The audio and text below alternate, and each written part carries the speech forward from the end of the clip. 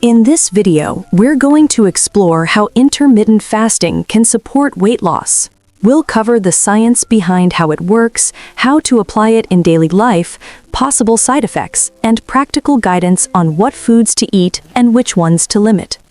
Before we dive in, it's important to clarify that this video is intended purely for general education.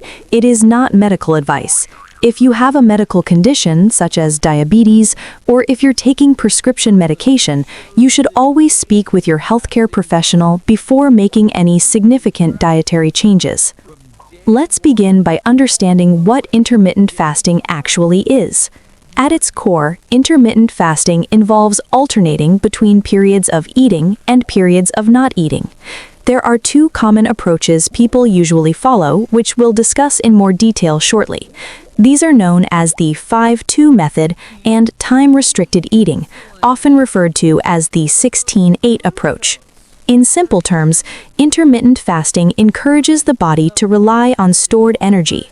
When this stored energy, especially body fat, is used, weight loss can occur.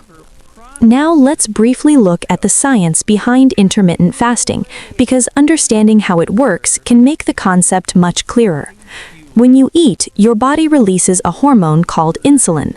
Insulin helps convert carbohydrates into glucose, which is then used for energy or stored for later use.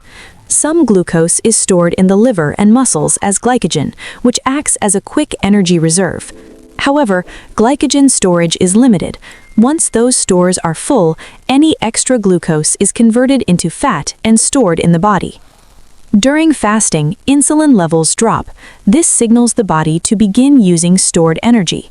Initially, the body uses glycogen from the liver. Once glycogen levels are depleted, the body switches to breaking down fat for energy. By consistently tapping into these energy stores, weight loss can occur over time. Now that we understand the theory, let's look at the two most common intermittent fasting methods. The first is the 5-2 method. With this method, you eat normally for 5 days of the week. On the remaining 2 days, calorie intake is reduced to about 500 to 600 calories. The second method is time-restricted eating, most commonly the 16-8 approach. This involves fasting for 16 hours each day and eating all meals within an 8-hour window. Many people follow this routine daily or nearly every day. Intermittent fasting often creates an overall weekly calorie deficit, sometimes around 25%, which can help reduce body fat. However, it's important to be mindful of what you eat during non-fasting periods. Overeating or choosing calorie-dense foods can cancel out the benefits. Now let's talk about food choices. On eating days or during eating windows, your meals should follow general healthy eating principles. Here are 5 food groups worth including. First, whole grains.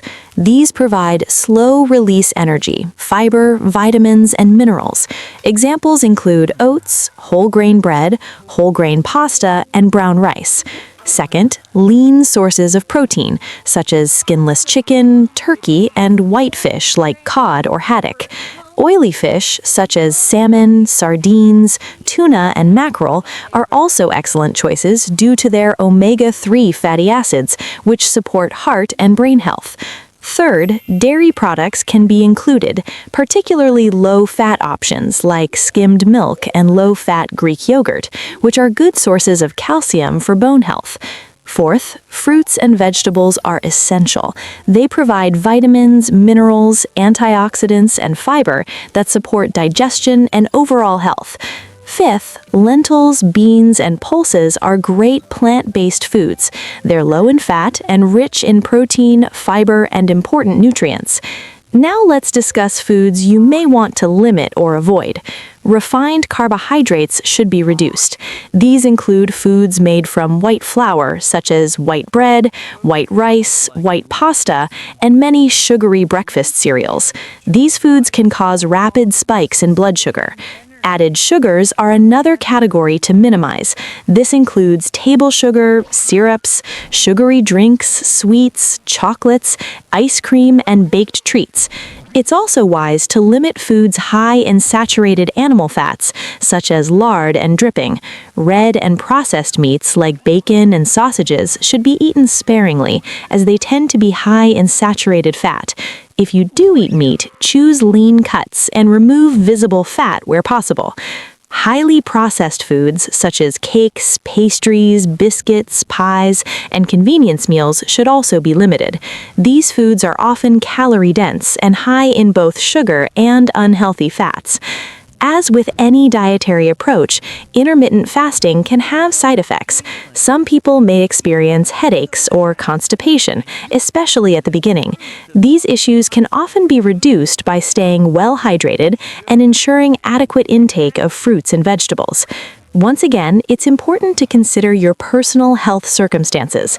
If you're unsure whether intermittent fasting is suitable for you, or if you have any medical concerns, consult a registered dietitian or your doctor for personalized advice. That brings us to the end of this video. I hope you found it informative and helpful.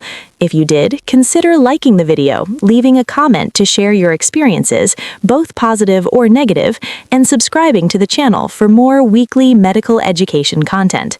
You'll also find the references and resources used for this video in the description box below, where you can explore the topic further. Finally, remember that this video is for educational purposes only and does not replace medical advice. Please read the full disclaimer in the description. Thank you for watching, and I'll see you in the next video.